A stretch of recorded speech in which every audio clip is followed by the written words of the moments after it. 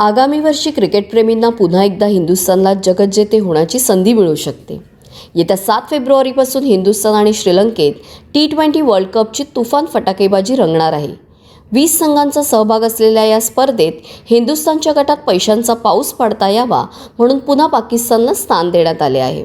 त्यामुळे 15 फेब्रुवारीला उभय संघातील लढत रंगेलच, पण अ गटात अमेरिका, नेदरलँड आणि नाम्बिया या संघांना स्थान देण्यात आल्यामुळे हिंदुस्थानचा सुपर 8 मधील प्रवास नक्की मानला जात आहे।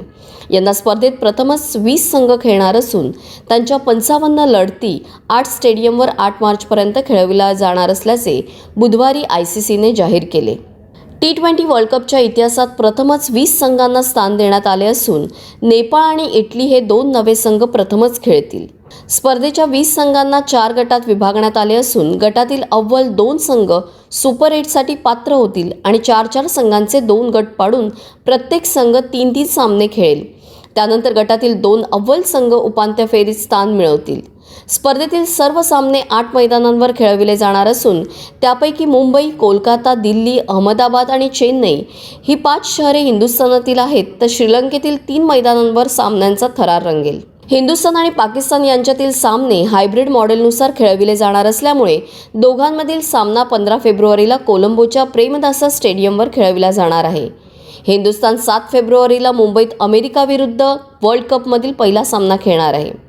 हा सामना संपूर्ण स्पर्धेचा उद्घाटन सामना असेल, ज्यामुळे त्याचे महत्त्व अधिक वाढते। त्यानंतर 12 फेब्रुवारीला नवी दिल्लीमध्ये नाम्बिया विरुद्ध सामना होईल। 15 तारखेला पाकिस्तान विरुद्ध भिडेल, तर गटातील अंतिम सामना 18 फेब्रुवारीला नेदरलँड विरुद्ध अहमदाबादमधील नरेंद्र मोदी स्टेडियमवर होईल।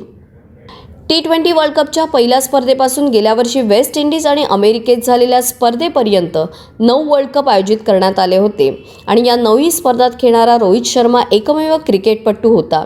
एवढेच नव्हे तर रोहित शर्मा 2007 सालच्या वर्ल्ड कपमध्ये आपले T20 क्रिकेटमध्ये पदार्पण केले होते। T20 वर्ल्ड कपच्या पहिल्या स्पर्धेपासून गेल्या वर्षी वेस्ट इंडिज आणि अमेरिकेत झालेल्या स्पर्धेपर्यंत 9 वर्ल्ड कप आयोजित करण्यात आले होते आणि या 9ही स्पर्धात खेळणारा रोहित शर्मा एकमेव क्रिकेटपटू होता। एवढेच नव्हे तर रोहित शर्मा 2007 सालच्या वर्ल्ड कपमध्ये आपले T20 क्रिकेटमध्ये पदार्पण केले होते आणि ही पहिली स्पर्धा हिंदुस्थानने जिंकली होती। त्यानंतर तब्बल 16 वर्षांनंतर हिंदुस्थान रोहित शर्माच्या नेतृत्वाखाली पुन्हा जगज्जेता झाला आणि रोहितने आगळावेगळा पराक्रम केला होता। दोन्ही T20 वर्ल्ड कपमध्ये खेळलेला रोहित एकमेव हिंदुस्थानी क्रिकेटपटू होता। आता तोच रोहित 10व्यांदा T20 वर्ल्ड कपमध्ये सहभागी झालाय, मात्र यंदा तो वेगळ्या भूमिकेत दिसणार आहे।